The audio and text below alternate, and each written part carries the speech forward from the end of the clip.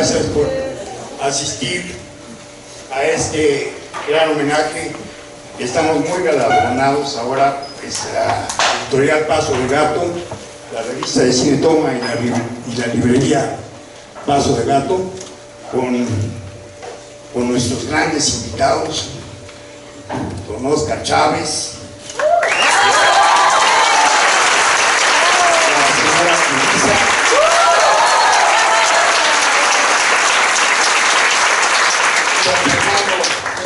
Pérez Gavilán. En un momento más tendremos la presencia también del maestro don Ernesto Gómez Cruz, que no tarda en llegar, está atrapado un poco en el tráfico, pero no debe tardar. Y bueno, el editor de la revista, aquí Sergio Raúl, va a que en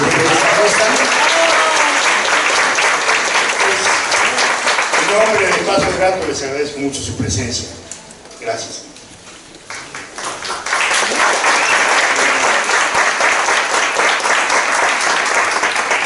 Bueno, pues esto era una cosa que no nos imaginábamos que pudiera suceder, porque Los Caifanes ha sido una de las películas de referencia, no solo en su momento, en su época, fue un gran hit de taquilla, estuvo 7 semanas en cartelera, el debut cinematográfico del maestro Juan Ibáñez, director de ópera, de teatro, de cabaret, en fin, con un elenco que reunía a jóvenes estrellas del cine mexicano, junto con jóvenes del teatro, tanto universitario como de Bellas Artes, cosa que después ocurriría en el nuevo cine mexicano.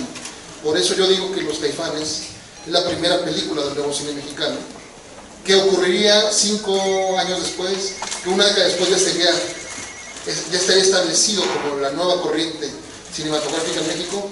Yo pienso que Los Caifanes fue la película que justo marca ese momento, pero no solo ha sido influencia para su generación, no solo fue un preludio del 68, del 71, de la lucha social, de la efervescencia social que había en México, de las libertades en aumento, de la oposición política, en fin, de todas estas temáticas, ¿no? Sino que a nuestras generaciones y a las generaciones nuevas les sigue fascinando.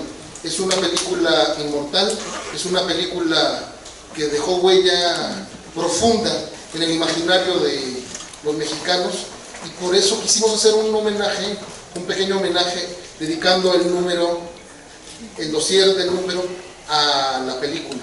Entonces tenemos entrevistas con los aquí presentes y también con los ausentes, y tenemos ensayos, tenemos críticas de la época, una generosa dotación fotográfica que nos permitió Fundación Televisa, y como colofón a esta actividad, que es una revista que llamó mucho la atención, propusimos hacer una mesa redonda, y bueno, qué mejor que hacer esta mesa redonda con los protagonistas mismos de la película, para homenajear a la película con sus propios creadores. Entonces para nosotros es un gran honor tener aquí a los protagonistas y al productor de la película, ¿no? Quisiera leerles rápidamente los currículums. Ahora que llegue el maestro Gómez Cruz, leeré el de él y comenzaremos esta conversación.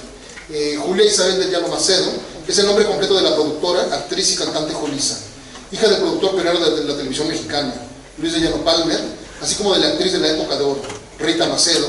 Se insertó muy naturalmente en el medio artístico nacional de la segunda mitad del siglo XX, primero como cantante del grupo de Spitfires y luego como cantante solista para el sello CBS, con éxitos como La consentida de mi profesor, En un lugar de verano, Nostalgia o Tonterías.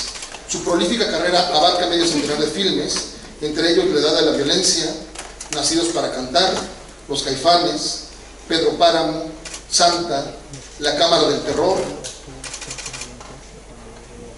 Verano ardiente, Victoria, Las cautivas, Amor libre, Días de combate y El mago, entre otras, de Jaime Aparicio, en la que vuelve a aparecer en un cabaret. Ganadora del Ariel en la categoría de actuación femenina por Distrito Federal, México 1981, de Rogelio A. González. Ha actuado en una veintena de telenovelas como La intrusa, Corazón salvaje, Colorina, Agujetas de color de rosa y La fea más bella, además de producido otras 4, entre ellas Indomable y La sombra del otro.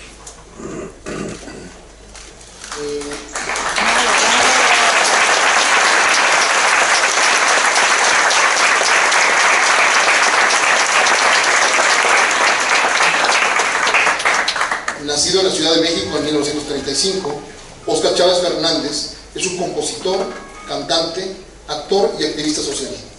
Durante más de medio siglo ha mantenido una prolífica y muy activa carrera como compositor e intérprete de música tradicional, tanto mexicana como iberoamericana, lo mismo que de canciones militantes, de zonas regionales, de canto de protesta y también de parodias políticas, cuya discografía es imposible de reunir, pero que rebasa con creces el medio centenar de títulos.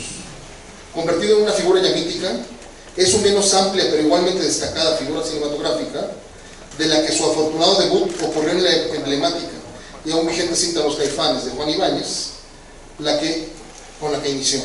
Estudió en la Escuela Teatral de Lima y en el Centro Universitario de Teatro CUT de la UNAM, y ha participado en cintas como Santa, Las Cautivas, María de mi Corazón y Rompe el Alma de Isaac Artenstein. Ha participado en la grabación de radiodramas para Radio Universidad y narrado documentales de la historia de México.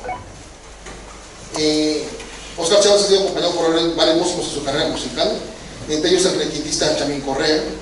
Igualmente, en sus recitales anuales en el Auditorio Nacional, el cual este año cambiará por el Teatro de la Ciudad, es acompañado por grandes músicos, como la Internacional Sonora Santanera en el 2008, pero es el trío Los Morales, quienes han estado al lado de Óscar por muchos años en todos sus conciertos.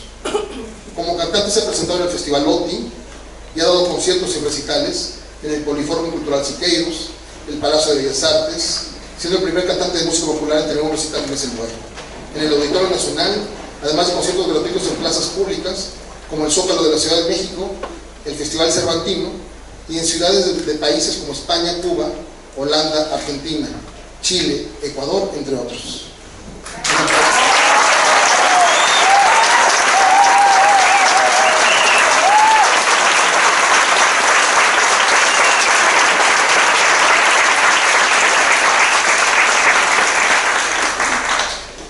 El licenciado Fernando Pérez Gavilán es productor, director y escritor de cine. Nació el 14 de febrero de 1937 en la Ciudad de México. Estudió Administración de Empresas en el Instituto Tecnológico Autónomo de México, ITAM, y Dirección Cinematográfica en la Universidad de California, UCLA. Proviene de una familia ligada con la industria cinematográfica mexicana. En 1963 inició su carrera en el cine como supervisor de materiales en los Estudios América, empresa en la que posteriormente fungió como gerente administrativo y gerente general.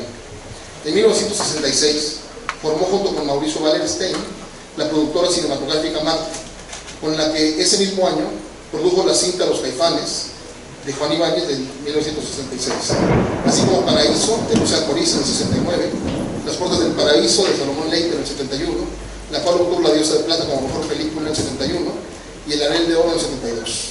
Vinieron después sus producciones como Operación 67, Siempre hay una primera vez, El Quelite, La Justicia tiene 12 años, Secuestro en Acapulco, Más vale pájaro en mano y Solo para adúlteros, por mencionar algunas. Además fue subdirector general de Conacine y director general de Conacite 2, en las que se produjeron películas como El Lugar sin Límites y Llámenme Mike. A la par de su carrera como productor desempeñó diversos cargos dentro de instituciones de cine. Fue asesor de Rodolfo Echeverría, director del Banco Nacional Cinematográfico, jefe de filiales de Pelmex y Cimex, subdirector general de Conacine, director general de Conacite 2, presidente de la Cámara Nacional de la Industria Cinematográfica, Canacine, y presidente de la Asociación de Productores de Películas Nacionales. Al cierre de Productora Marte, adquirió la productora Filmix, con la que continuó su labor como productor. En 1984 se estableció en Estados Unidos para estudiar dirección cinematográfica. De regreso a México, realizó su ópera prima, Intriga contra México, Nos traicionará el presidente, que ya tiene varios años, no crean que es este año. No, es actual, pero no históricamente reciente. Ha dirigido aproximadamente 23 películas, entre las que se encuentran Violencia a domicilio, El extensionista, Octagón Atlante y la revancha, Mecánica mexicana, El mexicano universal y Jóvenes amantes. También ha participado en la elaboración de los guiones y argumentos de la mayoría de sus filmes. Un aplauso.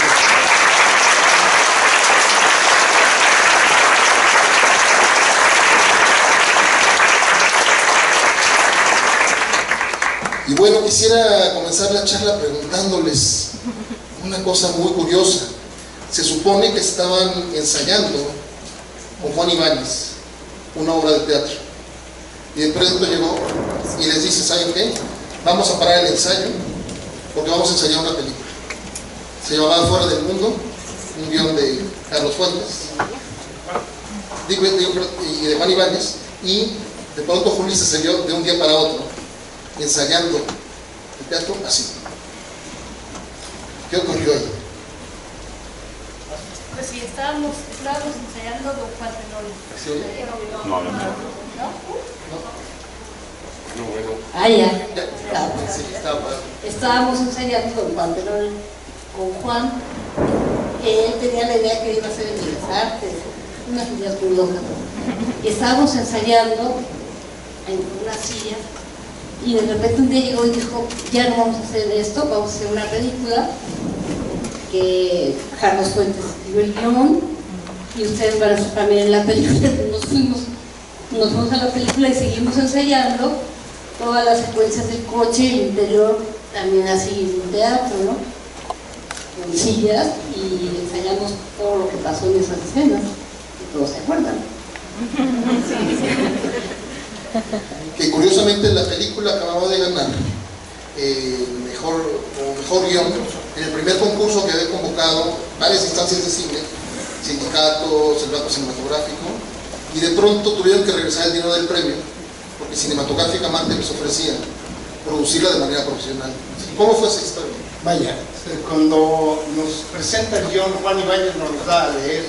Yo era director de Estudios América en ese tiempo, entonces se lo paso a Mauricio lo lee, y en ese momento, bueno, teníamos 26 años, entonces decidimos: oye, ¿cómo buscamos la manera de hacerla? ¿No? Y hablamos con Juan, y le dijimos: oye, te queremos comprar el guión. Oye, pero este era el concurso. Nosotros te compramos el guión, si gana el guión, el premio es tuyo, pero la filmación de la película nos comprometemos a hacerla nosotros.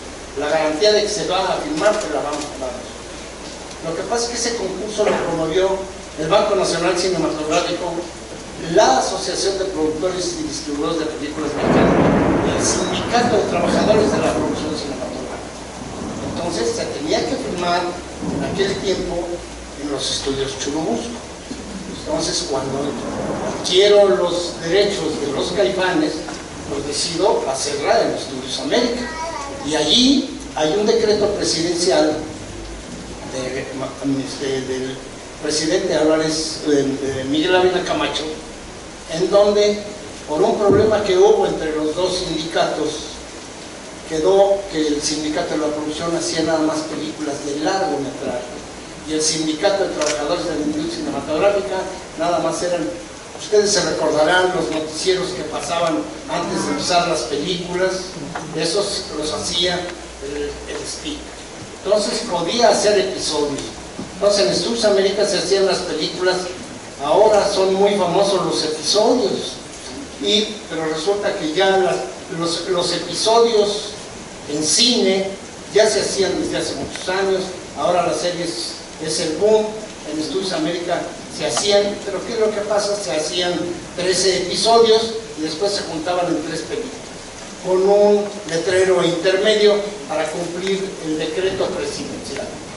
Eso motivó, como no se tenía un convenio de contrato colectivo de trabajo con la ANDA, al tercer día de iniciar el rodaje de la película, le prohibieron a Julissa, a Enrique Álvarez Félix y a los actores que trabajaran. Nos suspendieron el rodaje y pues tuvimos 5 días la primera vez, hasta que hubo una reunión entre los líderes del STIC. Lo que pasa es que no se midió la fuerza del STIC. Ellos, independientemente de Estudios América, manejaban todos los noticieros, los cortometrajes, pero además son los empleados de los cines, los famosos cácaros, los taquilleros, las taquilleras, los proyeccionistas, los mozos de los cines, pero hasta en el pueblo más pequeño de la República Mexicana siempre había un cine en aquella época. Entonces don Jorge Baeza y un día le comentó que ellos eran la espina dorsal de la CTM. Se pusieron las cosas muy fuertes entre los dos sindicatos. Entonces don Jorge Baeza dijo: o le dan los trabajadores a Fernando y a Mauricio, o a partir de mañana en los cabarets, porque voy a hacer uso de los convenios de reciprocidad y ayuda mutua con los meseros, con los músicos, y no se vuelven a presentar en el interior de la República ninguna de tus gentes. En ese tiempo el secretario general de la ANDA era Jaime Fernández. Entonces pulsaron el asunto. Entonces llegó a un acuerdo que, como eran 6 episodios originalmente, de los primeros 3 episodios los íbamos a hacer en Estudios América y los segundos 3 era una salida más de imagen para no desdorar la fuerza sindical del STPC que la realidad, porque siempre la película se manejó de un principio a fin y no había manera de eso. Esa es la historia real del arranque. Y bueno, también en estas famosas mesas de ensayo, el Estilos era un personaje, y en realidad había 2 personajes, uno galán y otro más del estilo más pelado, digamos. ¿Cómo hizo Óscar Chávez para convencer a Juan Ibáñez de que se volviera un solo personaje? Es muy curioso, me gusta mucho lo que menciona Fernando, porque a partir del decreto de Ávila Camacho respecto al cine, quiere decir que los presidentes no saben nada de cine, ¿no? Aparte de eso, hay una cosa que la gente no sabe, que el guión original eran los personajes de Pisa, de Álvaro Félix. Lo repito, en el guión original los personajes eran el personaje de Jubisa, el personaje de Álvaro Félix, y eran 5 Caifanes, no 4. Había un quinto Caifán que se llamaba el Rostro, pero no llegó a desarrollarse la idea con el personaje del Rostro, y tuve la suerte de que parte del cine se reunió en mi personaje lo que le tocaba al Rostro, y eso me favoreció mucho. Me tocó personaje, nada menos.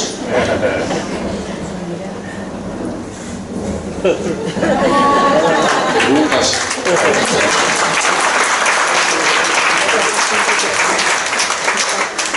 ¿Quién era Paloma? ¿De dónde venía?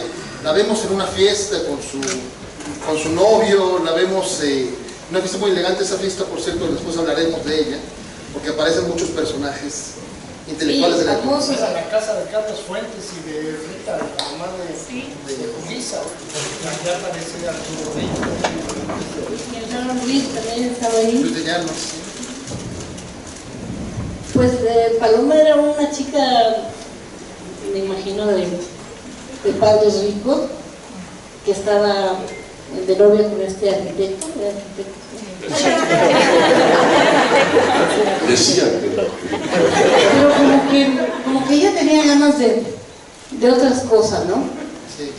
Entonces por eso, cuando ve la oportunidad, dice, vamos a hacer otra jalada. Y ahí se va con ellos. Y yo creo que después, al final, probablemente, después de que le cierra con la puerta de las narices, me imagino que sí se contentan y finalmente se casan, pero nunca queda claro si ya terminó con él o si qué pasó con él, porque Jaime, el personaje de Enrique, pues sí era así como totalmente de otro estilo de Paloma, ¿no? ¿Qué tan diferentes eran ustedes en los ensayos? Porque lo que dice el maestro Gómez Cruz es que en realidad todos eran muy buenos amigos y había muy buena química entre los 6 jóvenes, ¿no? Sí, claro, bueno, cuando teníamos tiempo, porque fueron 6 semanas, 5 de noche, lloviendo y 1 de día, que no paramos nunca, ¿no? Entonces teníamos poco tiempo para cotorrear, estábamos siempre esperando entrar a la toma, pero siempre nos llevamos bien, siempre. Enrique y yo, pues toda la vida, después fuimos compadres también. Óscar, usted también estaba haciendo teatro en ese momento antes de entrar a los... Curiosamente, creo que yo estaba en los ensayos de Don Juan Tenorio, creo que yo estaba contemplado para hacer algo en Juan Tenorio, nos enteramos de la película, pero sí, habíamos terminado de hacer teatro con Juan Ibáñez dirigiendo, y en la obra estaba Sergio Jiménez, no recuerdo bien si Ernesto Daniel Gómez Cruz, y el coro, no me acuerdo, pero estábamos haciendo teatro con Juan, hicimos varias veces teatro con Juan. ¿Cómo era esa época? Era una época, digamos, todavía no venía la represión del 68 y había una efervescencia en México, es decir, era otro milagro mexicano de la época, pero sí había esta especie de esperanza en los jóvenes, había muchas cosas. El mural efímero de Cuevas, en el mismo 67 se inauguró, por ahí andaba Jodorowsky haciendo Teatro Pánico, Fábulas Pánicas, en la televisión mexicana Saldaña, en fin, era una época de apertura. ¿O cómo la sentían ustedes? Fue una época de apertura. Sí. Indiscutiblemente lo que acabas de decir de Jodorowsky, de Jorge Saldaña, sí. Pero sobre todo había una gran actividad teatral dentro de la universidad, porque eso es lo que muchas veces no se sabe. Ahorita dices, es que todos se llevaban muy bien los actores, sí, pero es que Juan era independientemente que era el director de teatro universitario, de difusión en la universidad, pues trabajaba con todos ellos, los conocían.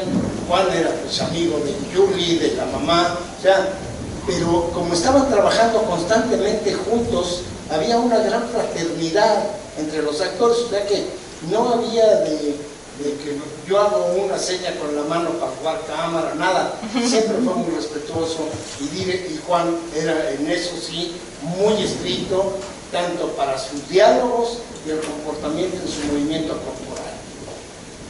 ¿Y del casting ustedes qué opinaban como productores? Allí nosotros no intervenimos porque Juan, una de las condiciones que puso, me dijo, es un guión que Carlos y yo queremos mucho. Ellos lo escribieron originalmente, el primer proyecto de una sinopsis lo escribieron en Francia, en una reunión que ellos encontraron, hicieron esa sinopsis. Entonces, una de las condiciones que Juan puso cuando entra al concurso, que si llegaba a ganar, él ponía el reparto, y así es como surgió. Y la condición que puso cuando nos vendió el guión fue que el reparto se le tenía que respetar a quienes había escogido. El guión se llamaba Fuera del Mundo, la canción ya existía, porque yo lo que leo en los créditos de entrada es que hay un cantante, Al Núñez, que era un famoso baladista rock and rollero de la época, que interpreta esa canción, es cierto, interpreta la del final, no la cumbia esta, pero... No, pero originalmente sí, es que originalmente la película se llamaba Fuera del Mundo. Lo de los Caifanes no, eso se da en el proceso del rodaje, pero la película se filmó como Fuera del Mundo y el guión se llamaba Fuera del Mundo y concursó como Fuera del Mundo. Y él ya tenía pensado lo de la canción porque Juan también incursionó en algunos cabarets. Él era socio del Perro Andaluz y luego había entrado también en un cabaret de música tropical que él inclusive lo había decorado. Juan era muy inquieto para el aspecto creativo. Entonces, él desde el principio la canción ya la había decidido que fuera. Y después, bueno, junto con Óscar ya se hizo otro arreglo.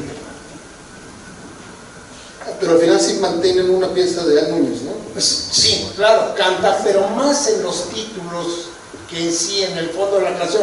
Y creo, no me hagas mucho caso, pero creo que al final de la película, cuando ya entrega el caballito de cartón a Yuli, en el fondo se termina y empiezan los títulos finales con la canción de Fuera. En esa versión del final de la película la canto yo, porque al principio la canta Al Suárez. Al Suárez. Al Suárez, sí. La canta Al Suárez. Pero al final ya la canta Oscar. Sí, porque de pronto la gente piensa que todas las voces son de Oscar, ¿no? Sí. No, en realidad es, las del cabaret no. tampoco. Pero ¿cómo era este doble rol de actor y de intérprete? ¿No? Había que cantar a capela, había que preparar algunas versiones, y esto compaginaba muy bien con su carrera como intérprete. Ya había grabado 2 discos de música latinoamericana. Sí, no, había grabado 2, 3 discos, tienes razón, pero no, de música tradicional mexicana. Ah, mexicana. Sí. Bueno, cuando llega la oportunidad de la película, sí, para mí significa un gran apoyo en cuanto a la grabación de discos, ¿no? Pero musicalmente, ¿qué significó? Porque su carrera actoral siguió, pero la musical comenzó también muy fuerte. Sí, te repito, me impulsó mucho, nos dio a conocer a todos. La película superó todas las expectativas y eso fue muy positivo y favorecedor para todos nosotros, ¿no? ¿Cómo era la relación? O sea, es decir, estar en este medio con Juan Ibáñez significaba no solo filmar en un cabaret, sino luego irse con él de fiesta al mismo cabaret. ¿Cómo era esta vida nocturna de la Ciudad de México que tanto se ha cronicado por los intelectuales, ¿no? No, pero es que en ese tiempo, vaya, uno podía andar caminando en las calles a las 3, 4 de la mañana, nadie se metía contigo, ni borrachos, ni había asaltos, no, vaya, era otra ciudad. Y entonces, bueno, por eso se manejó ese tour de force de ir por todos lados en la ciudad y enseñar la ciudad, porque en ese tiempo lo podías hacer tranquilamente y no había problema con nadie se metía contigo. Yo tengo una anécdota. Llega a México Tongolele y de repente, bueno, mi padre tenía cines aquí, inclusive en esta zona, el cine Bretaña, lo que es ahora el California Dancing Club, era un cine de mi padre, el cine Ajusco que estaba enfrente, en Coyoacán el cine Esperanza. Entonces, de alguna manera, había gente del cine que iba a esos cines, y me acuerdo, tendría 13 o 14 años cuando llega a Tongolele, y me fui corriendo de la casa de ustedes en la colonia Roma a Reforma 1, que estaba en Guayquiquín, a donde se presentó Tongolele, y me puso el hermano de Susana Cora, que era actor de cine, atrás de una cortina para ver el show de Tongolele, allí, y me pusieron un traje, un saco rojo como de ballet parking para ver, pero eso, y salía uno a las 2 de la mañana y todo el mundo te respetaba. Eso es lo que ha cambiado radicalmente. Sí, lo he dicho muchas veces, no sé qué opinan. Yo creo que el principal personaje, el principal protagonista de la película es la Ciudad de México, que ya no existe. Es muy grave, sí, inclusive mira, por ejemplo, aquí está presente, que ahorita quiero que se levante porque es un reconocimiento, es mi gerente de producción de hace 51 años. Él fue el gerente de producción de Los Caifanes. Él ha seguido trabajando conmigo. Es el señor Jesús Fragoso Montoya, que por ahí anda. Quiero que se levante.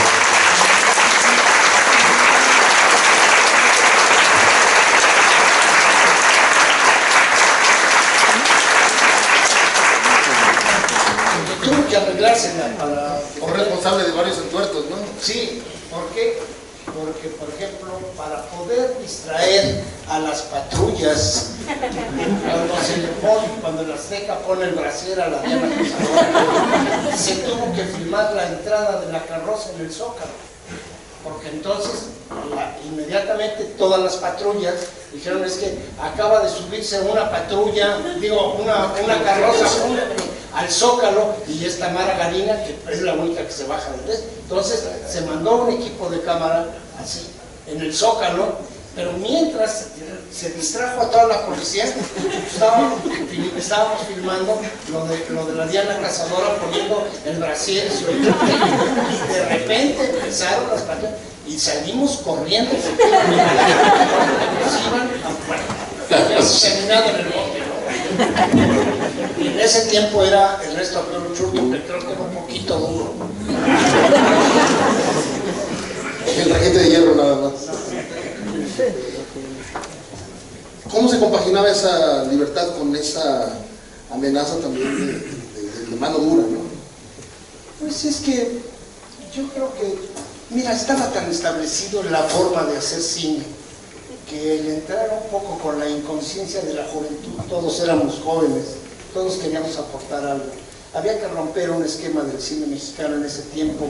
Nada más hacíamos películas de comedia ranchera o de luchadores.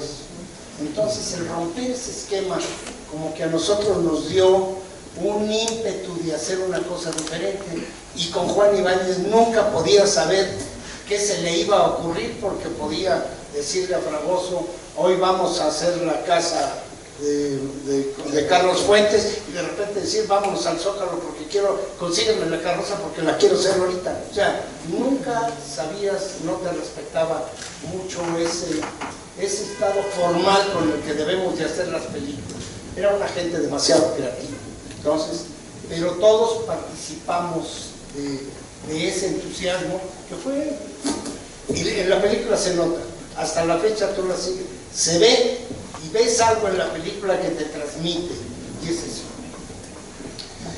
Que incluso contaba Sergio Jiménez que él siempre, por pura precaución en la escena en la que se meten a los ataúdes en la funeraria, siempre dejó un pie fuera.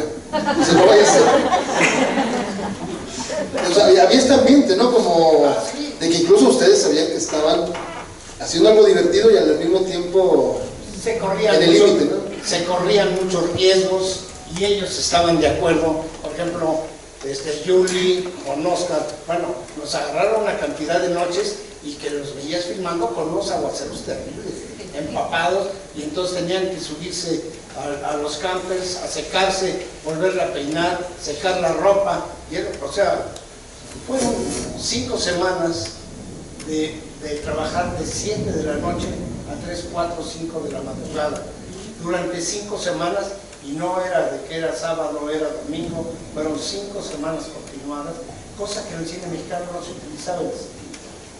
Se respetaba el rodaje de 3 o 4 semanas, pero con un horario muy estricto, de 7 de la mañana a 7 de la noche, punto, ¿no? Más cuando se trataba de niños, ¿no? Los niños, bueno, eso ya depende del problema. Toda la secuencia de cabaret se hizo en un viejo cabaret que se llamaba Siglo XX, en San Juan de Letrán. Entonces San Juan de Letrán se hizo en las mañanas. Todo lo que se hizo en el cabaret se hizo a partir de las 6 de la mañana hasta a morir. Mucha gente piensa que se hizo en las noches, ¿no? En las madrugadas se hicieron las secuencias de cabaret. Porque el cabaret no iba a dejar de funcionar, o sea, lo rentaban el cabaret, pero sí, el trabajo de ellos era otro.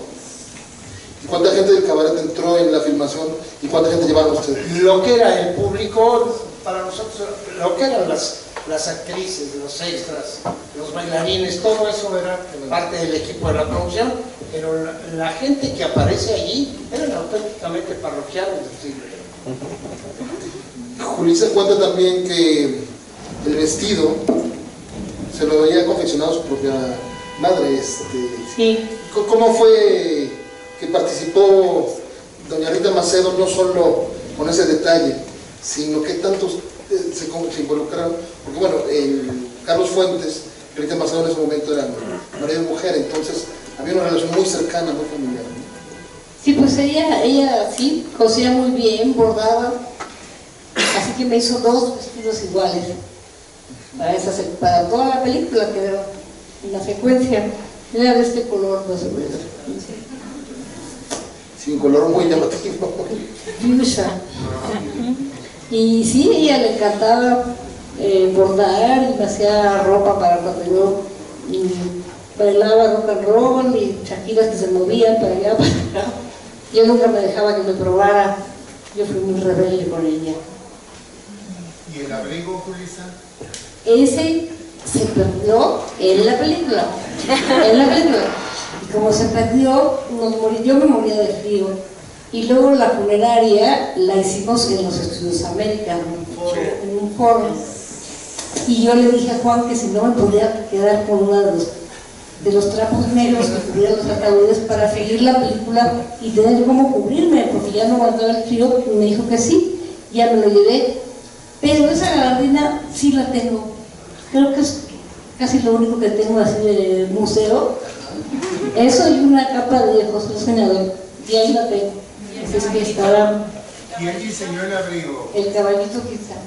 La gabardina no sé, creo que era de Londres. Era una gabardina normal, nada más que era plata. Que ahora ya no es plata. Pero es. Y sí, pues mi mamá me ayudó muchísimo, sobre todo me sirvió mucho haber estado allí cerca de Carlos en este momento, porque entonces me tocó el premio mayor, ¿no? Me tocó la lotería de poder hacer este personaje. Y aparte, no solo era guionista, sino era uno de los grandes cronistas literarios de la Ciudad de México, ¿no? De aquella época, ¿no? Sí.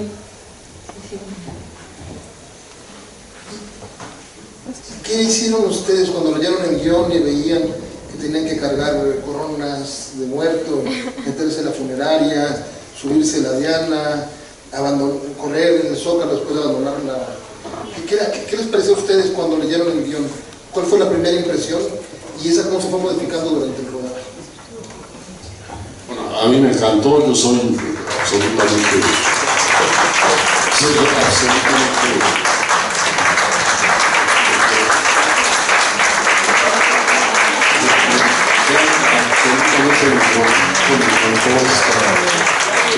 estas alusiones, estas secuencias en las que están involucradas. Ya llegó el Azteca.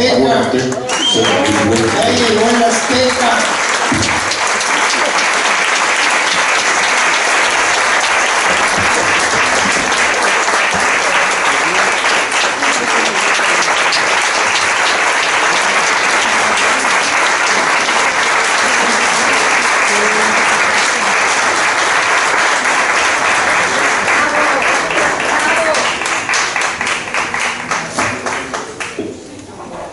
Hola.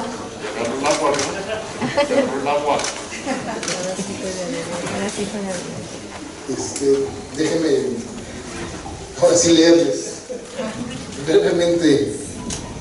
Es imposible juntar en unos parrafitos la trayectoria de Ernesto Gómez Cruz, que hace lo que se puede. Nació en el puerto de Veracruz en 1933.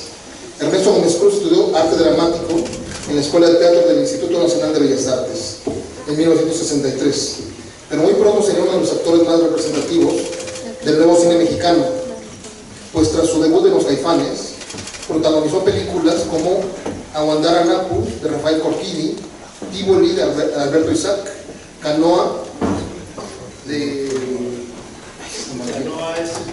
Felipe Sanz, estaba aquí, Acas de Marusa de Miguel Quitín, La Víspera de Alejandro Pelayo, El Imperio de la Fortuna de Arturo Ripstein, Los Confines de Mitre Valdés, El Callejón de los Milagros de Jorge Pons, La Ley de Herodes de Luis Estrada, El Crimen del Padre Amado de Carlos Carrera, El Infierno de Luis Estrada, entre otros, que le han valido 7 premios Ariel, así como el Ariel de Oro por trayectoria.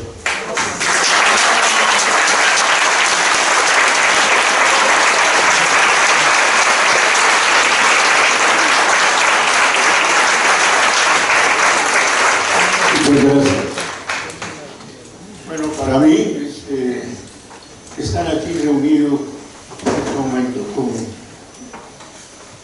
Julissa, Oscar Chávez, el productor. Es para mí de veras no digo que estoy muy contento porque faltan compañeros en esto y me da mucha pena, pero con mucho agrado estoy aquí. Discúlpenme que haya llegado tarde, pero está el aguacero enorme y yo vengo en un taxi. Entonces se me dificultó mucho llegar a tiempo, pero qué bueno que tuvieron paciencia y nos da la oportunidad de comunicarnos. Estoy muy contento con esta invitación que me hace con referencia a la película de los Caifanes. Muy contento con Julissa a un lado, con don Oscar Chávez, y bueno, ¿qué hacemos? Muchas gracias.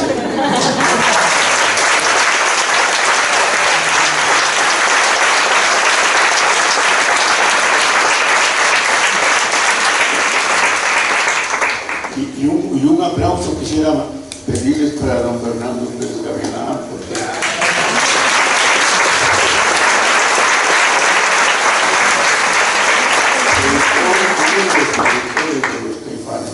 qué bueno que estás con nosotros, maestro, y qué bueno que estoy con ustedes. Gracias, muchas gracias. Estamos un poco mejor. Estamos un poco mejor que en otros lados. Sí, así es. Bien. Don Ernesto, estábamos hablando un poco del guión cuando nos llegó por primera vez y había toda esta serie de peripecias, de aventuras nocturnas por la Ciudad de México. ¿A usted qué le pareció el guión? Yo tengo entendido que le invitó Sergio Jiménez a participar en la película. ¿Cómo fue su incorporación? Fíjate que el encuentro con Sergio Jiménez fue en la escuela de Bellas Artes, que estaba situada atrás del Auditorio Nacional. Ya sacaba yo mis cosas porque ya había vencido el plazo que me habían dado como becario, y ya salía yo con mis cajitas de cartón y cositas de fotografía y todo. Cuando veo venir a Sergio, y me dice: aquí te vengo a buscar. ¿Qué pasa aquí? No, es que estoy en una película y hay un personaje que voy a llevar como Juan. ¿Quién es Juan? Pues el director. Ah, pues vamos, sí, pero tienes que llevar fotos. No, pues me regresé otra vez. Sí se oye, ¿verdad? Sí. Me regresé otra vez a mi habituario y armé un cuarto oscuro y con los líquidos quemados y todo. Bueno, me tomé una foto, revelé, y esas fueron las que llevé a don Juan. Entonces, cuando las vio se rió y le dije: mire, no las saco mucho al aire porque se van a borrar. Ya le expliqué por qué. Él se rió, así como. Él se rió. Dice: no, yo ahorita se le enseño a los productores. Bueno, y aquí estoy. Aquí estoy con mucho agrado, con muchas ganas de seguir ahora sí que en el camino cinematográfico. Pero pues las cosas no son tan fáciles, pero muy contento. Si hay alguna pregunta, no sé cómo vaya a hacer esto, y pues aquí estamos. Sí, vamos más o menos compartiendo las anécdotas de lo que fue la filmación, de lo que era la experiencia de conocer a Juan Ibáñez, trabajar con él, de leer el guión y descubrir lo que iban a actuar en ese momento, ¿no? Ajá. Bueno, pues así como tú lo planteas, así fue. Así fue. Y entonces, bueno, créanme que llegó un momento y dije: bueno, que estamos aquí, Julissa, porque llegó un momento en que estábamos ensayando en un teatro y le digo a Julissa: oye, no sabes, porque ya era yo tan descarado que la trataba de tú. Entonces digo: no sabes si voy a estar en la película, porque mis compañeros ya llegaban con su vestimenta, y me dicen: ¿qué no te he dicho nada, Juan? Le digo: pues no, porque yo veo que ya todos están listos y yo no. Entonces, me dice: ahorita que venga Juan, le voy a preguntar. Llega Juan con un cafecito, dándole un sorbo al café, y creo yo que le dice: oye Juan, dice Ernesto que si va a ir en la película, aventó el buche de café que tenía, y me dice: claro que sí, si no estuvieras aquí. No, pues ahora yo fui al baño. eso. Pero así fue, muchas cosas que surgieron alrededor.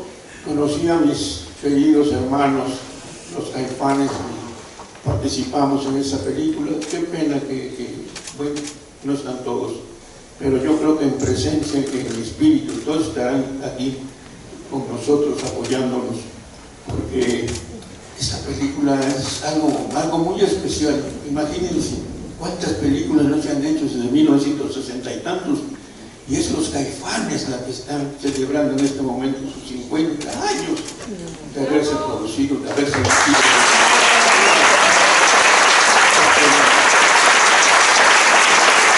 Muchas gracias.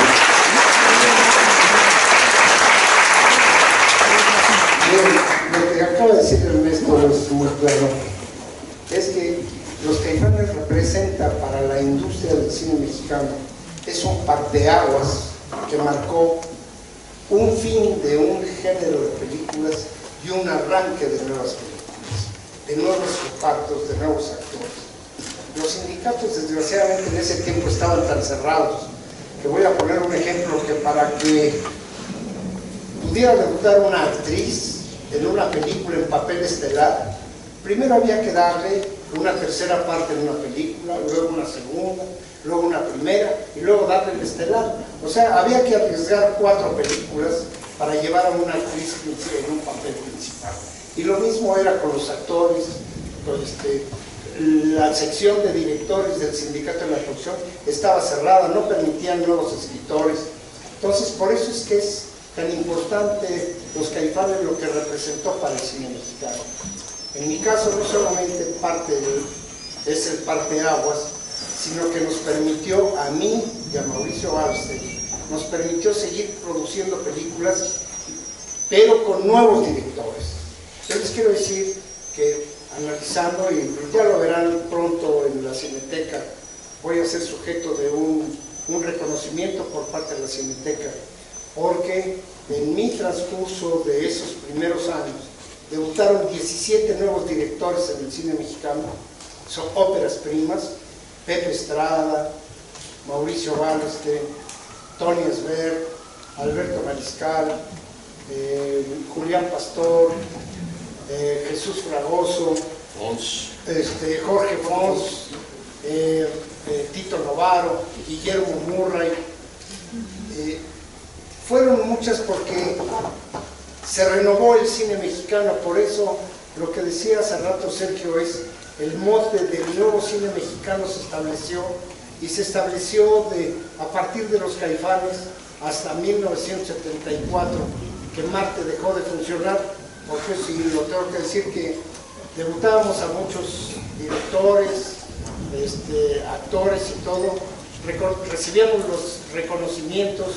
A Jorge Fons le dieron en su primer cortometraje de Trampas de Amor, le dieron el premio a ópera prima como mejor director a Jorge Fons, y ya está la carrera de Jorge Fons en el transcurso de los años.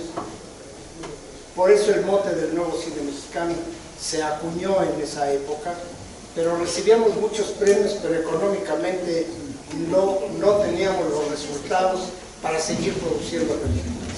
Esa es la razón por la que después vieron que cuando Sergio dio mi currículum, pues ya no era yo productor, sino me convertí en funcionario para hacerme cargo de las 2 productoras del Estado, primero de Conacine y luego de Conacite, y allí continué hasta años después volví a producir.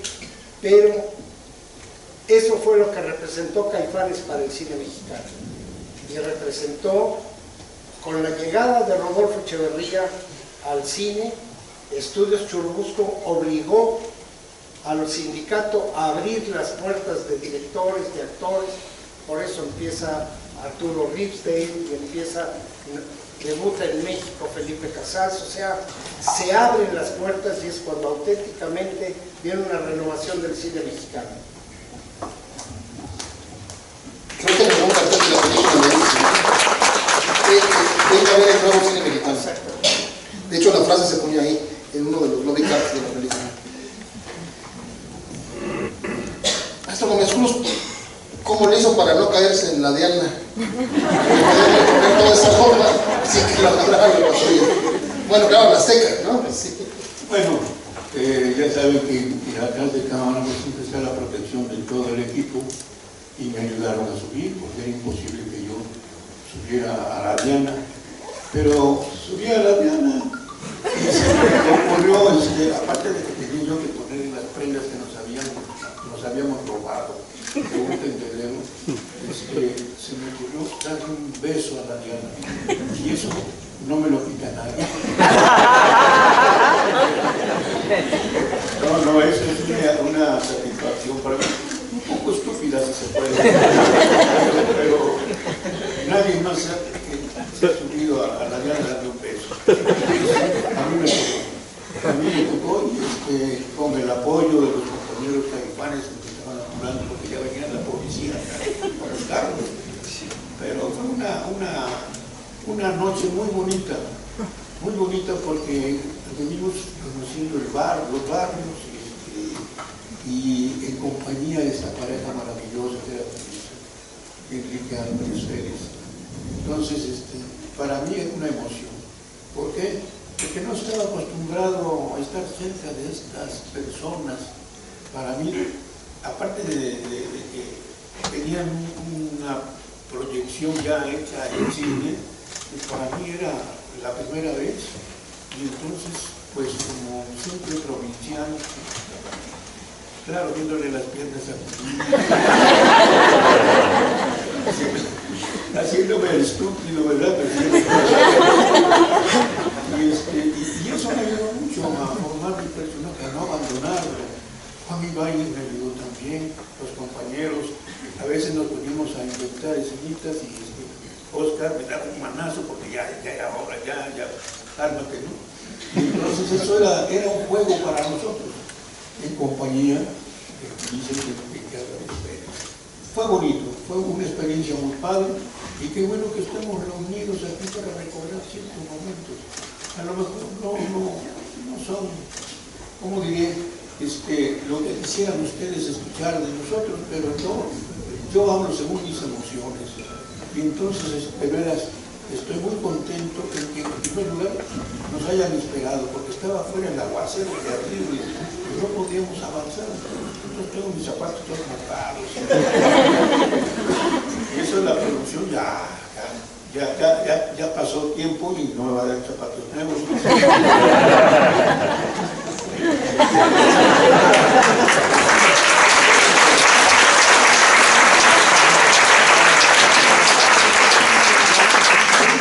Decía Oscar que era más fácil besar a la Diana Cazadora que besar a Paloma.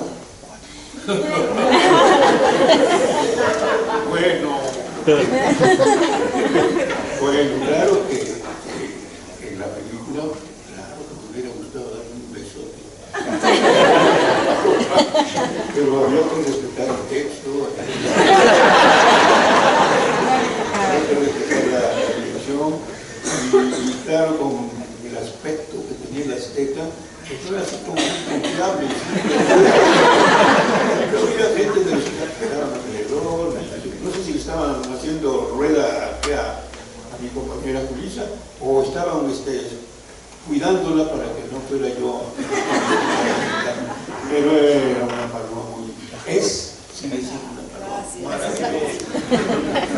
Que yo adoro mucho, que la quiero mucho, con todo el respeto del mundo, y a veces no con respeto, ¿no? Pero sí, eso me mueve las fibras a estas alturas de mi vida, y qué padre. Y qué triste es que no se haya repetido la segunda parte de los temas. ¡Qué maravilla! Allí sí te hubiera tocado. Allí sí te hubiera tocado. Don Oscar, ¿y usted? Para el estilo también era complicado el acercamiento con Paloma, ¿no? No, para nada. Por una razón, la tarea escénica del personaje es tratar de cortejar a la muchacha y tratar de seducirla a sus alcances, ¿no? de eso trata la película. Es un poco perseguir lo imposible, ¿no? Y eso, curiosamente, ese aspecto fue muy, en mi opinión, fue muy sabio del director, del guión, fue muy sabio, porque no, siempre se queda la duda de si surge una posible relación entre los dos personajes. Fue muy sabio porque a mí me da mucha risa, porque después me detenían en la calle los ñerotes. ¿Qué pasó? ¿Te echaste a la justicia o no te la echaste? Y hacían apuestas a la paloma. Veras, y hacían apuestas de si había o no cuajar el romance. Entonces fue muy divertido. De todos modos, le puedo decir la frase famosa, ¿no? El frío que de noche sientes. Ah, el frío que de noche sientes es por andar desperdiciadas.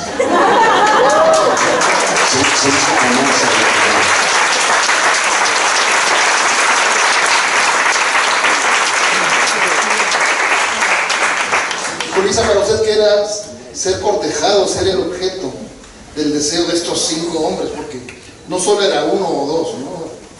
Pues era muy divertido. Tienes 20 años, pues todo es divertido. Y hay la de comunícame tu ardor. La frase famosa. Sí, al final el personaje se descara y es otra paloma, ¿no? Totalmente. Pues quién sabe. ¿Por qué nunca te dejaste besar por el estilos? Pues nunca me dijo. Que ese es un misterio, ¿dónde quedó el caballito? Es ambiguo. ¿Es tuyo? No, quién ¿Tú lo sabe. tienes? No. ¿Tú lo sabes? ¿Dónde quedó el Es una novela policíaca, claro. ¿Dónde quedó el caballito? Fragoso, ¿dónde quedó el caballito? Pero desde el principio a mí Paloma me pareció una mujer como bastante que sabe muy bien lo que quiere y lo que no, o en ese proceso lo descubre y siempre se mantiene como en cierto control, ¿no? Entonces no es como que se la trae de un lado para otro, sino que ella realmente está decidiendo dónde quiere estar, ¿no? En todo momento. Sí, sabe hasta dónde va a llegar, hasta dónde va a pretender que llegas y después lo que realmente va a hacer con su vida, ¿no? Después de esa noche increíble. ¿De dónde salió el caballito? ¿Cómo se lo ganó? ¿O quién se lo regaló?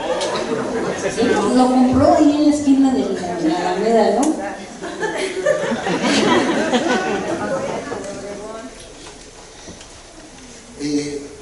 Además, Maestro Jorge Fons estuvo en la película, ¿no? Sí, claro, como Y Tito Novaro, sí, que también tenía mucha experiencia. Director de Panibáñez, claro.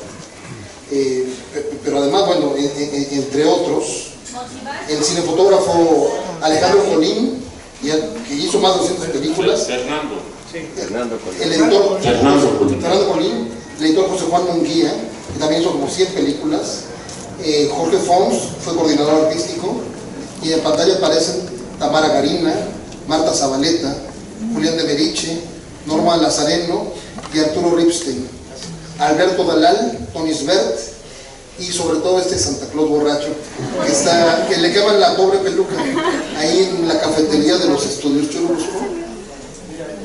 Carlos Monsiváis. Carlos Monsiváis vivía exactamente atrás del Cine Bretaña, lo que es ahora el California Dancing Club, en la cuadra de atrás, en la esquina de un jardín. Allí tenía su casa. Entonces él invariablemente iba al Cine Bretaña. Mi padre lo conocía desde chamaco por las tías, la mamá, y él llegaba y se metía al cine. Yo les quiero contar que, por ejemplo, Carlos Monsiváis y José Luis Cuevas se ponían a apostar que si conocían los nombres de la maquillista de películas hechas en 1940, 42, 45, de la época de oro del cine mexicano, se sabían inclusive diálogos, se sabían quién había sido el script, quién había sido el fotógrafo de fijas, y apostaban. Y Carlos Monsiváis, no les puedo exagerar, pero casi les puedo decir que vería en el cine Bretaña y en el cine Afusco, pues yo creo que unas 6 o 8 películas a la semana mínimo, pero nada más veía cine mexicano. Años después se murió, pero a ver otro cine, pero durante muchos años estuvo todas las tardes, iba y se metía al cine, que eran cines que se exhibían por unos 53 películas. O sea, empezaba a las 3 de la tarde y la gente salía a las 9 de la noche. La permanencia voluntaria. ¿Qué significa ser Caifán? ¿Y la palabra de dónde viene? ¿Alguien de ustedes sabe? El que los puede todo, ¿no? Es que teníamos nuestro, que era un diccionario, ¿no? Es un poco el caló de los pachucos y demás, del cabaret. Es un poco el caló que se utilizaba en esa época, como ahora hablan los chavos de otra manera, pero en ese tiempo se le decía que el caló era como se comunicaban las gentes, los pachucos y los tratantes. Un poco, vamos a decir, los padrotes, las prostitutas, tenían una manera de hablar, y entonces el Caifán era el que todo lo podía. En la película lo explica, para los que no se han fijado, cuando dice que es un Caifán, le pregunta Paloma a Jaime y le dice, es un pachuco, y se mete, creo que es Sergio Jiménez, y le dice, no, ese es el Caifán grande. Y luego el Caifán se le decía a los bailarines del California Dancing. Exactamente. A los que eran muy, pues sí, conquistadores. Pero ¿cómo era eso el diccionario? Bueno, es que el diccionario se hace porque... ¿Había un diccionario para la filmación? No solamente para la filmación, sino después para explicar el calor de los actores, porque Mario Moya Palencia era director de la Dirección de Cinematografía de la Secretaría de Gobernación. Entonces se lleva la película a que concursáramos al Festival del Mar del Plata, y entonces surgió la duda de decir, bueno, ¿cómo van a entender en Argentina, en Mar del Plata, todo lo que hablan los Caifanes y se hizo un pequeño diccionario que se adaptó a la forma de hablar de Argentina, y por eso se hizo el diccionario. Pero no en el rodaje. No, en el rodaje.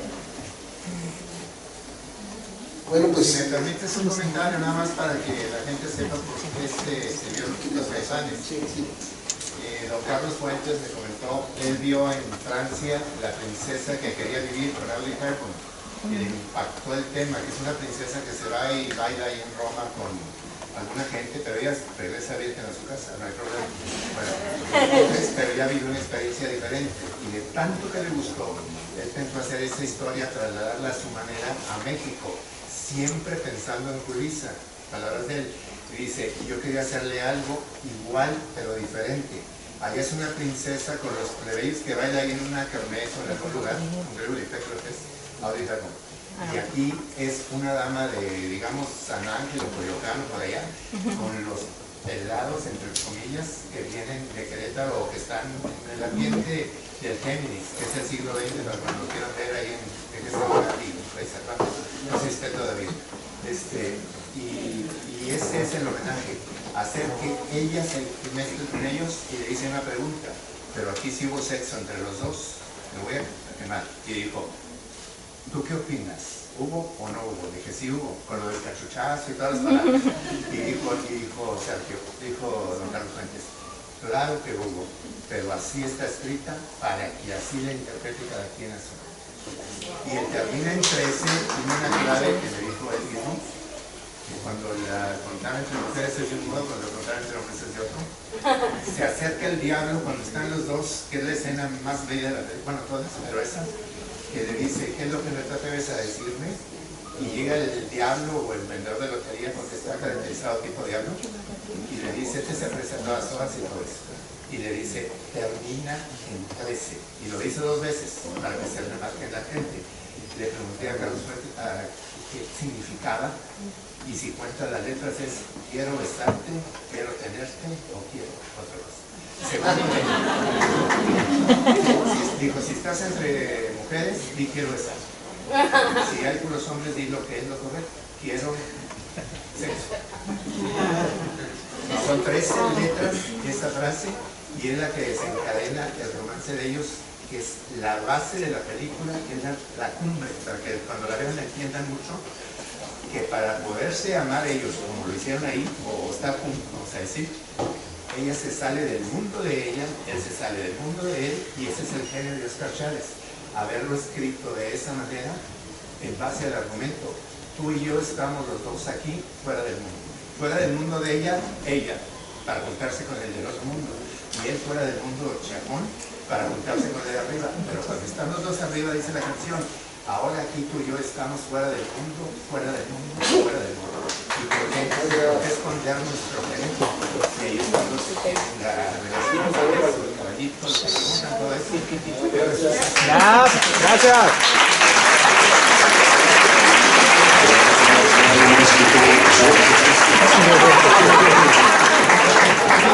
Correcto de la película sería fuera del mundo, pero entendiéndole así. Esa es la escena.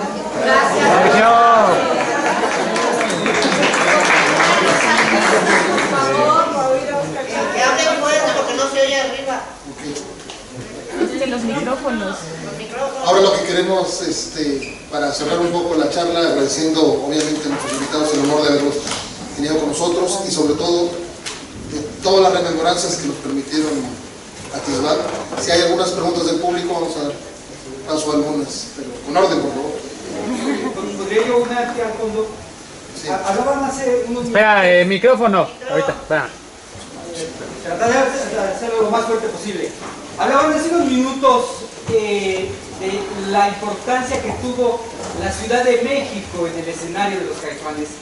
Al final de cuentas creo que es uno de los principales protagonistas. Esto pudo haber ocurrido en alguna otra urbe de cualquier lugar del mundo, o lo consideran una historia netamente chilanga. Y además, ¿qué le aportan los personajes de los Caifanes a esa vida cotidiana que se tenía entre la juventud de aquella época, que como lo comentaban, empezaba una cuestión de si había apertura o no, que después vino una gran reflexión? ¿Qué le aportaron al final los Caifanes a esa juventud, a esta generación? Gracias.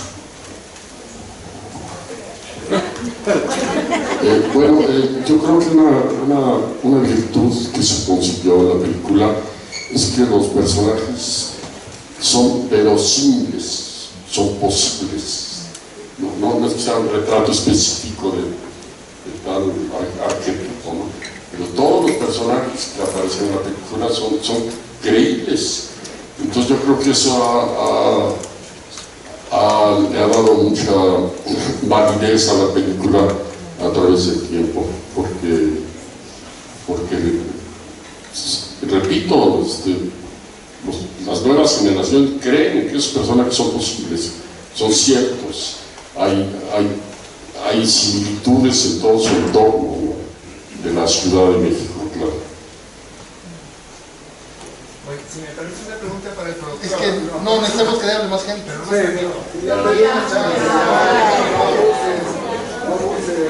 Hola, buenas noches. ¿Me pueden explicar quién fue el creativo que censuró la película? Porque unos años para acá está muteada. Yo quisiera saber por qué está censurada acerca del éxito. En el DVD se consigue actualmente, está muteada en muchos de los diálogos. Por ejemplo, después de la que lanza la moneda, Sergio Jiménez, en el corto de le volaron la paloma al Marascapache, está muteado, y así en varias secciones. Quisiera saber por qué y si se puede conseguir la versión original. Mira, no es que ya haya metido nadie, más bien es que en ese tiempo el negativo, al estar haciendo muchas copias, porque no solamente se hacían copias para México, se hacían copias para Estados Unidos, para Latinoamérica. Si ustedes recuerdan, bueno, o saben, el cine mexicano se explotaba prácticamente en todo el mundo. El gobierno mexicano tenía distribuidoras de películas, había Cinematográfica Mexicana exportadora, que era Cinemex, que tenía oficinas de distribución en Europa. Por eso todas las películas que debemos recordar, la historia de Emilio Fernández, de Julio Bracho, de Roberto Gabaldón, fueron películas que se exhibieron en Europa y que trajeron todos los premios salidos y por haber de Europa, de Cannes, de Berlín, de Moscú. Por eso se habla de la época de oro del cine mexicano. Entonces los negativos tienen ahora sí que como un coche que te va a caminar 100,000 kilómetros y lo demás empieza a tener problemas. Entonces los avances tecnológicos no había, sino que nada más, lo más que podías es conservar una copia, pero con el problema del diseño de la Cineteca, esa copia que teníamos la obligación de entregar a los productores a la Cineteca, pues muchas de esas copias se quemaron y se perdieron esas copias originales de las cuales podías volver a hacer un negativo. Después, bueno, ya se pasa a hacer para hacer los másters en video, pero ya el negativo estaba dañado. Hay partes en donde ya no había, pero nadie ni ha censurado ni hay nada. Difícilmente, mira que ahorita, por ejemplo, se está haciendo la posibilidad de ya se subió a forma digital el negativo de la película y se va a subir a alta definición, pero sin embargo va a haber problemas de algunas escenas cortadas. Se ha tratado de hacer lo más posible, rescatar lo original, pero ya no se puede por razones técnicas. Gracias.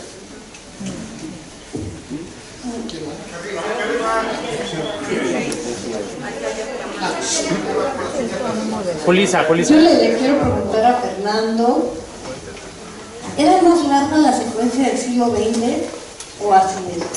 Yo me acuerdo que era más larga todavía, pero era tanto lo que Juan se endiosó con esa escena que fue demasiado.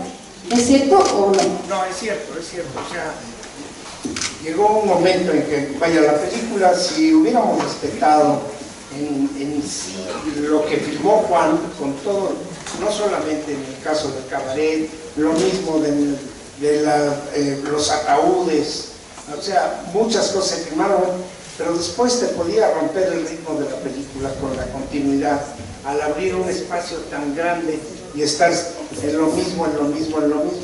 Las películas, todas, tienen que tener un ritmo. Si pierdes el ritmo, pierde el interés de la película. Entonces, eso, la edición la realizó Juan y se tomó la decisión de que sí debería de salir. Gracias. Vamos allá arriba hoy. La mía no es una pregunta, la mía es decirles que tuve la fortuna de haber visto Los Caifanes. Hoy cumplo 67 años. Hace 50 años pasó esa película. Yo vengo desde lejos a verlos a ustedes porque me tuve la fortuna de ver esa película a los 17 años. Muchísimas gracias.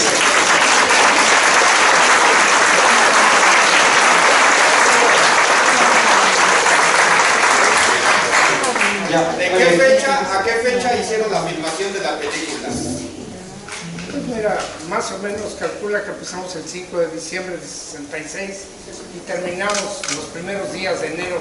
Exactamente, si me preguntan si es el 8 o el 12, hace 50 años. O sea, fue de diciembre a enero.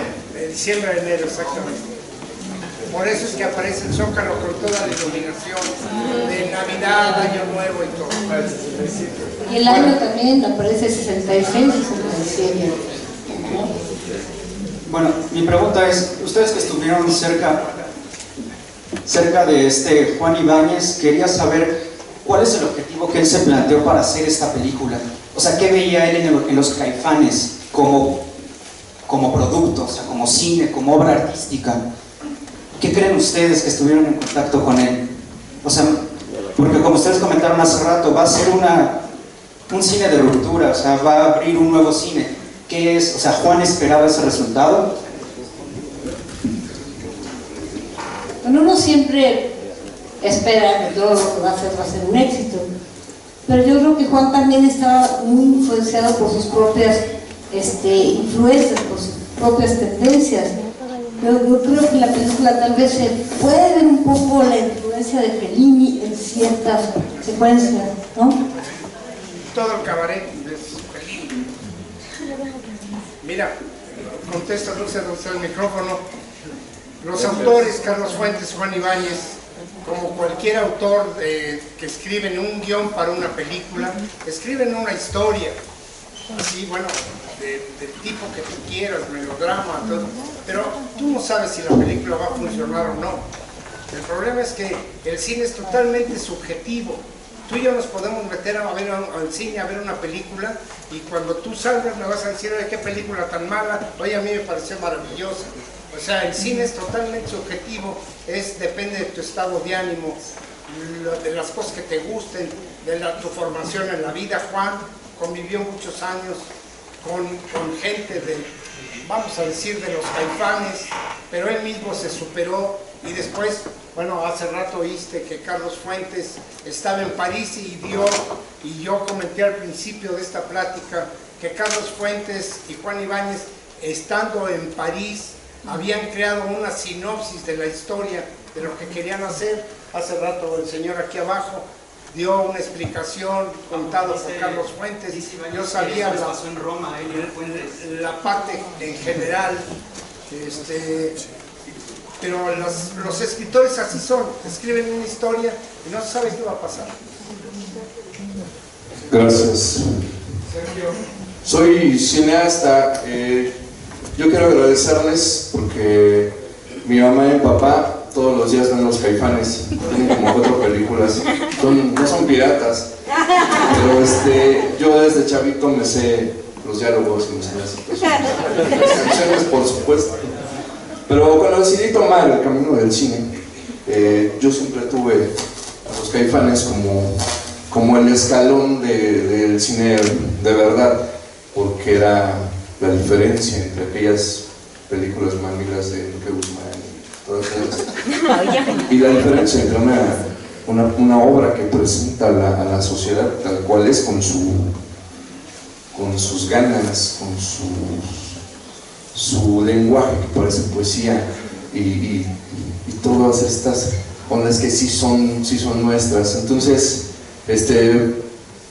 para yo hacer una película también quise retomar todo esto, solo que para hacerla no tuve la oportunidad de poder expresarme libremente. Por ejemplo, la Secretaría de la Defensa me prohibió usar mi bandera, la Secretaría de Gobernación me prohibió usar la imagen del presidente, y por ejemplo, quienes iban a aportar los recursos nos prohibieron usar una escena donde las pantallas que da el presidente llegan a una población donde no hay luz eléctrica. Entonces, para mí Los Caifanes significan la verdad en el arte, y es lo que yo quiero seguir, a pesar de todas estas cosas que yo les cuento ahora y que son las que con las que se encuentran los cineastas, todos los demás compañeros. Hay películas preciosas sobre el combate en el cuartel de Madera de Chihuahua y está enlatada. Hay un documental de un espía mexicano de la KGB que estuvo en el 68 y da unos testimonios preciosos y está enlatada. Pero bueno, muchas gracias. Muchas gracias.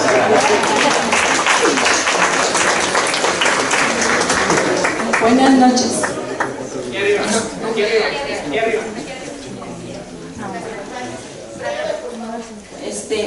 Referente a lo que preguntaban, qué significó en aquel tiempo la película, había mucha inocencia en ese tiempo, porque se ve y se refleja en la película que no había maldad. Entonces eso es lo que yo capto en la película, ¿sí? Y felicidades por sus 50 años.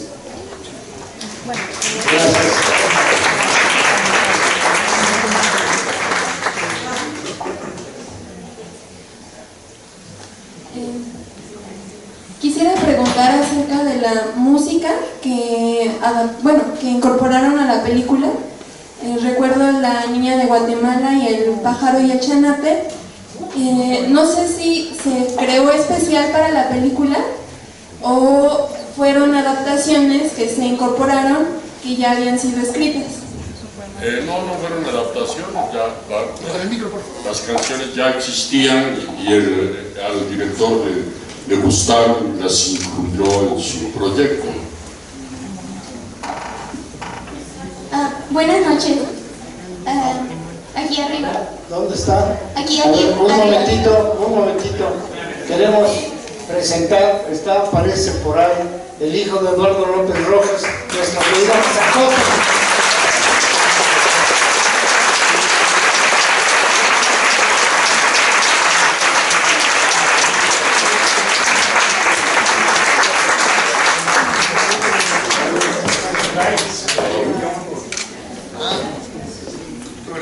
Un aplauso para tu papá.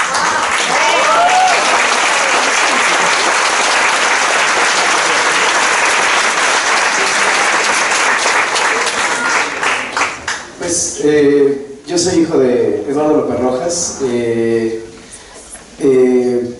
No podría explicarles, ¿no?, de fondo como todo lo que significa también esta película para mí, porque pues yo al ser actor y al ser músico, pues de repente siento esa presión de la imagen y lo que significó la película, y pues tengo algunos tesoros por ahí, por ejemplo el guion original, Fuera del Mundo, la trilogía, y pues nada más pues agradecerles por su existencia, ¿no?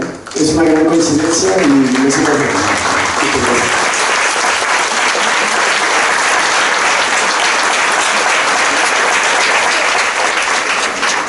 Seguimos con preguntas acá. Bueno, buenas noches. Me gustaría preguntarle a la señora Julissa, a Oscar y a Ernesto, ¿cuánta de su personalidad le imprimieron a sus personajes? Y después de tantos años, ¿qué se quedaron con ustedes del Estilos, de La Paloma y del Azteca?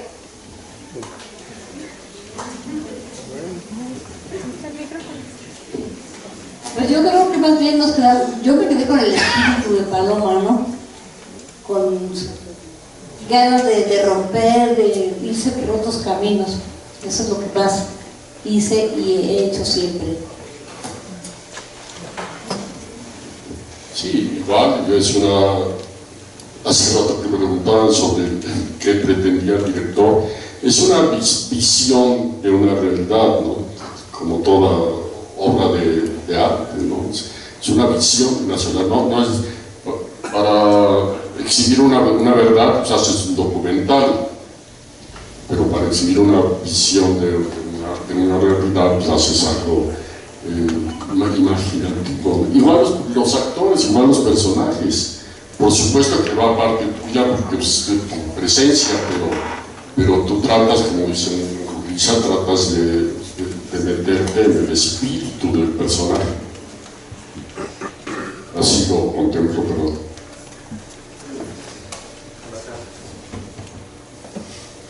Bueno, yo quiero primero, maestro. Que termine.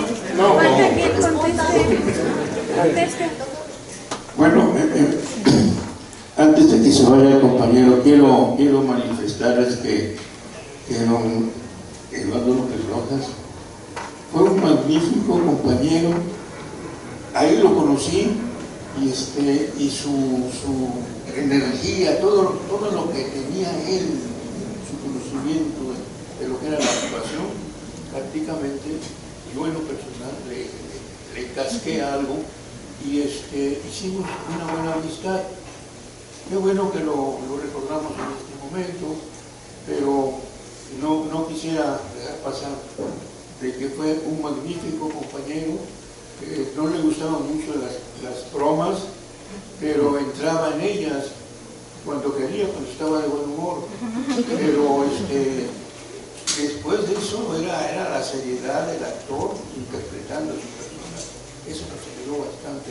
A mí, en lo personal, me ayudó bastante el estar a ese ritmo que llevaba la película. Oscar Chávez, siempre silencioso, siempre no sabíamos sus pensamientos. El Paloma, ¿qué pasó? Yo también echándole ojo a la Paloma.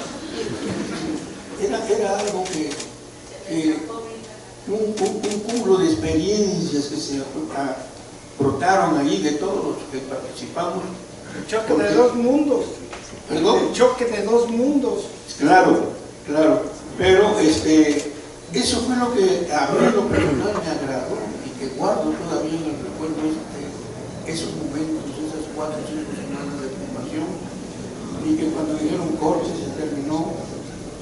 Bueno, pues para un fulano que viene de provincia, que fue Caifán en su tierra, allá era un Caifán diferente, allá había vacas y había muchas cosas, porque andábamos con los pescadores. Entonces, cuando se termina la película, la filmación de la película, a mí me sentí algo muy triste, porque decir, ya no los voy a volver a ver. Afortunadamente, sí, lo seguimos viendo allá de vez en cuando. Y una vez recuerdo que Julissa, a Roma, hizo una comida en su casa, nos invitó. Y yo fui ahí a ver qué podía hacer, ¿no? Pues nada más comer. Nada más una estúpida broma ahorita perdónenme, ¿no? Pero era fabuloso. Julissa fue un elemento muy padre en su tiempo de Paloma y una magnífica señora en la actualidad. Yo le tengo mucho respeto, le guardo mucho respeto y la quiero mucho, Julissa. Gracias.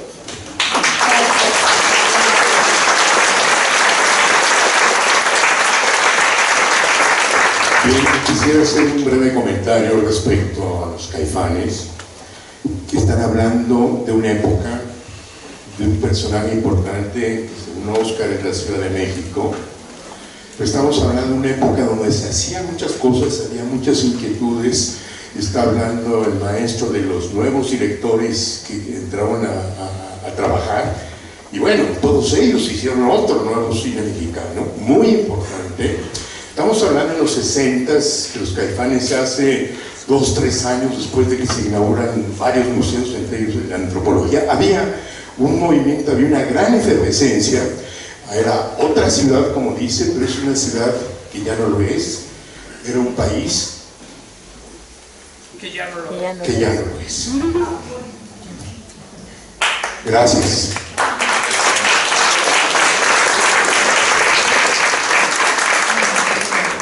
Acá arriba, acá a su derecha, hasta acá.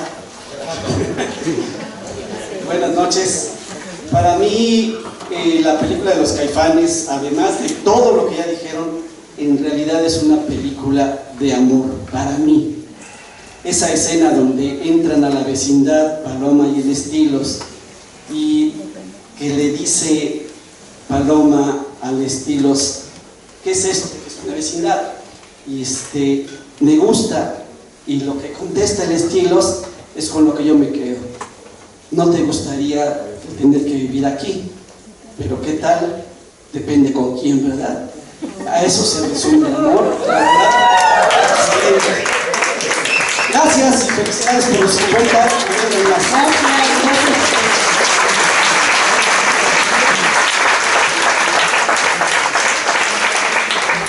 ¿Qué canciones de aquella época les gustaban a ustedes? Todas.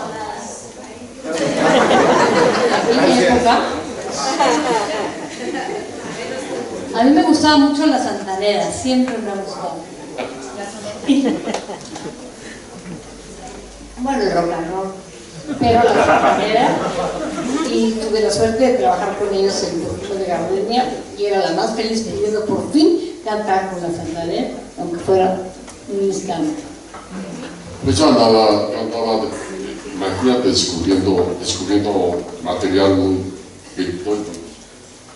Yo ya llevaba 3, 4 discos grabados, entonces estaba imbuido en la canción, sobre todo tradicional mexicana, y ya empezaba yo a componer, ya me estaba yo aventándome a componer. Ya, por ejemplo, la Niña de Guatemala es música mía. Sí, maestros, quería preguntarles, hablaron hace rato de que Juan Ibáñez era muy riguroso con su guión y con todo este trabajo de dirección, pero ¿qué tanto aportaron como actores ¿qué tanto se les permitió improvisar? Bueno, tanto como improvisar, pues para mí es difícil explicarlo porque nos basábamos al alineamiento del guión. Hay 2 o 3 palabritas que pudieron haberse escapado de lo que estaba escrito, eso ayudaba mucho al personaje, pero no lo agarramos como para improvisar, a ver quién es mejor improvisador. No, siempre respetamos el guión, siempre respetamos al director, siempre respetamos a los productores. Y bueno, yo pienso que Los Caifanes es un ejemplo para las generaciones que han surgido, de nada más con el esfuerzo, la voluntad y un poco de dinero se pueden hacer cosas maravillosas, pero que nunca falta es quien se avienta. Pues no, es difícil, pero hay que encontrar los modos para volver a hacer algo que no nos quedemos, sino que nos presentan. Hay muchos guiones que, por eso ya no me llaman, hay muchos guiones que lo dan y ¿qué voy a hacer? ¿Sí? Voy a leerlo, ¿no? ¿Qué lo voy a leer? Ya con leer lo que me ofrecen no tiene caso.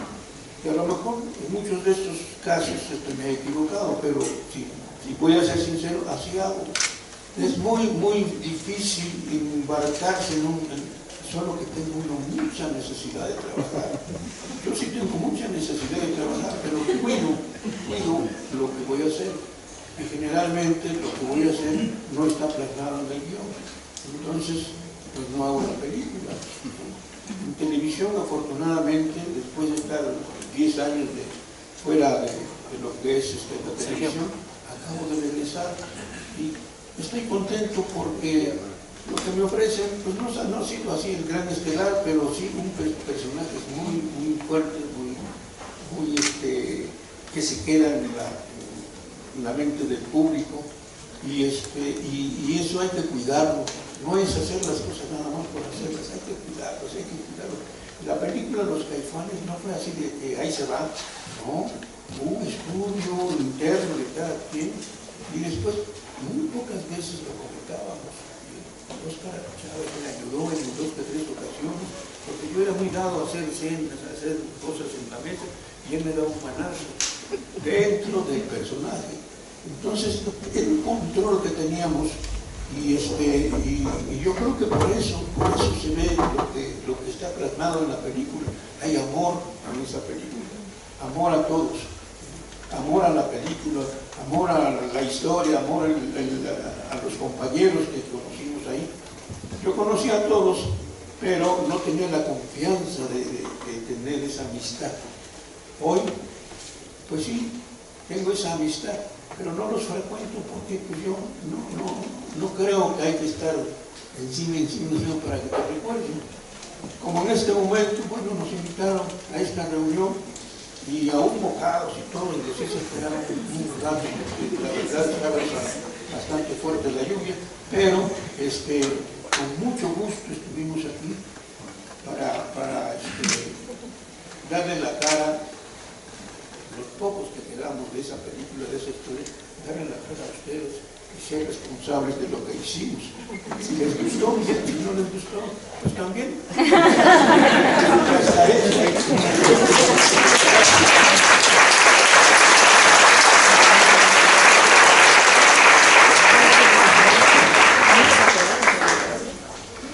Bueno, pues muy buenas noches.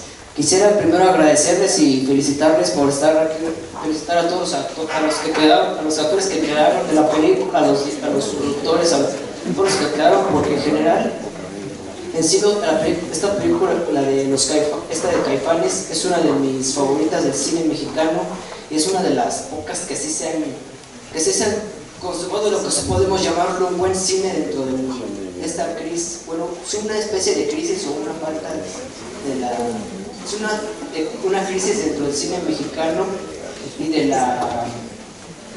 y obviamente depende de la época de oro. Y me gustan Los Caifanes porque yo pensaría que mi propia interpretación de esta película es como el mexicano, obviamente que sí, la Ciudad de México, pero también obviamente un México ya de la época del agro mexicano, que se estaba acostumbrando las modas y costumbres de Estados Unidos, y es y lo que hacen lo que son Paloma y Miguel, y obviamente lo que hacen los Caifanes es como una resistencia del mexicano. Obviamente que en los cabarets, en la forma de hablar, en la forma de comer. ¿Ustedes qué opinarían de lo que, de mi propia interpretación? Creo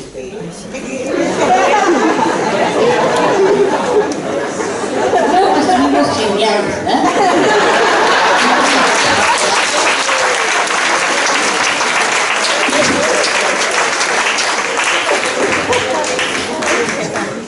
Perdón, yo quisiera preguntarles cuál fue el primer vínculo de cada uno de ustedes con Juan Ibáñez. Bueno, a mí me dirigió en un teleteatro como 2 años antes. Hicimos La Casa de Bernardo Alba y yo hice el papel de Adela, estaba yo muy chavita, y ahí lo conocí y ahí fue la primera vez que trabajé con él. Yo lo conocía haciendo teatro y haciendo cabaret. Hicimos una temporada muy exitosa en el viejo convento de Acolman, en un espectáculo muy divertido que era sobre la conquista de México, y de ahí pasamos a la Ciudad de México y seguimos haciendo cabaret, teatro político, de humor. En Atlesbergan, Juan ya no siguió en el cabaret, pero nos quedamos un grupo de gentes y trabajó mucho tiempo, trabajamos juntos, Ernesto y yo, en un cabaret que se llamaba La Edad de Oro, allá en Reforma. Y estuvimos casi 10 años haciendo cabaret teatro político. Ahí surgió Don Desiderato,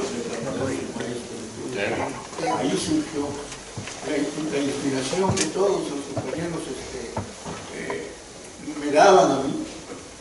Ahí se le ocurrió encontrar al personaje Don Desiderato, porque estaba muy de moda la pieza esta Desiderata. Y yo, bueno, pues si hay una Desiderata, debería haber un Desiderato. Y entonces me bauticé con el nombre de Don Desiderato. Y decía poemas chuscos, de doble sentido, y eso me ayudó bastante.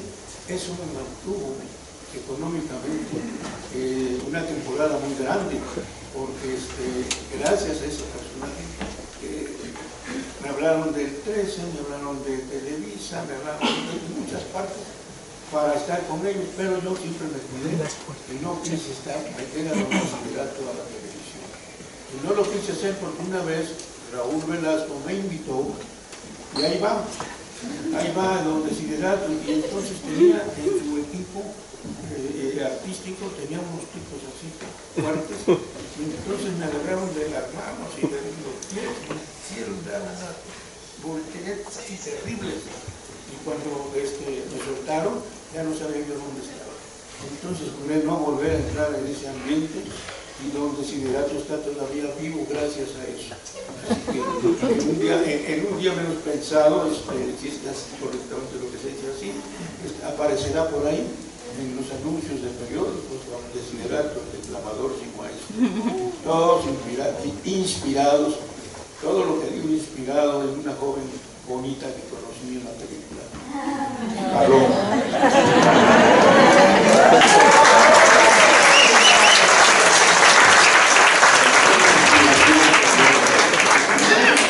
Ahí se quedó.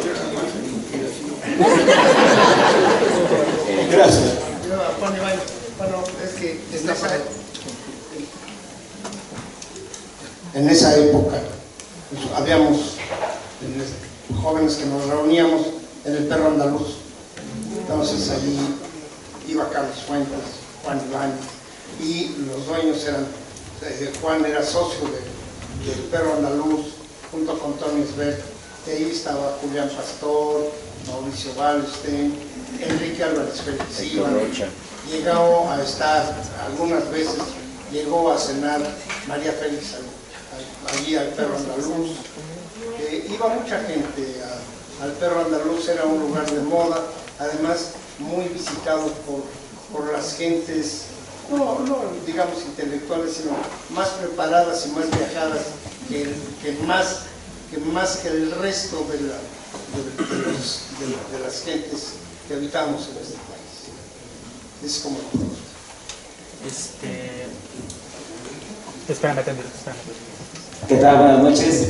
La verdad que un gusto estar con ustedes en esta habitación. Y justamente hablando de la indumentaria, de la forma en la que ustedes se vestían, de esa manera rebelde de ser, yo quiero compartirles sobre un tesoro justamente que es pues justamente la chamarra de Sergio Jiménez, que por ahí, por azares de la vida, llegó muy cerca de mí. Entonces es un tema, la verdad es que yo pienso que muy importante, porque la manera de vestir denota la manera en la que se vive, ¿no?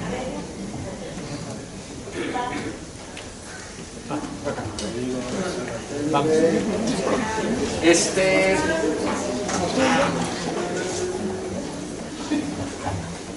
¿Qué tal?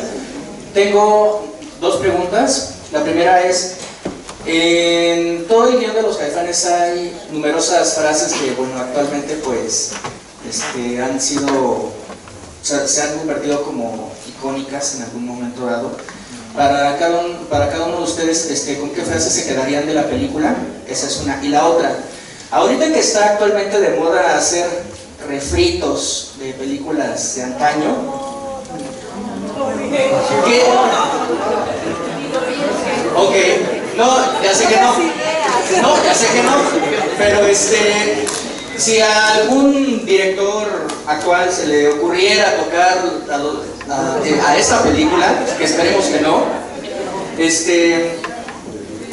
para Oscar Chávez, ¿a quién le gustaría que interpretara Estilos? A Pulis, ¿a quién le gustaría que interpretara Hay cosas irrepetibles en la vida. En el cine, a nivel mundial, hay cosas irrepetibles.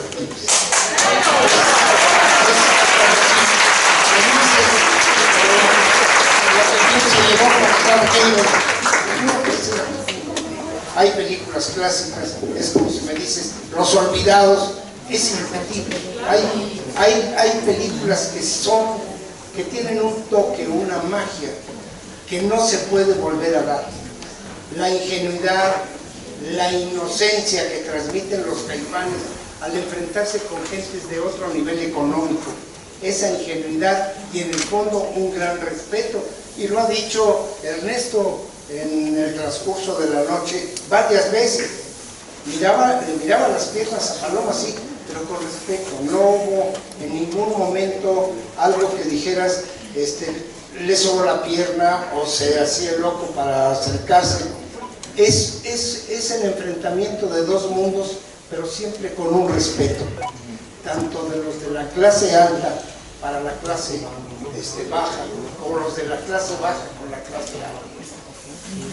Como dicen, hasta en las combis hay rutas.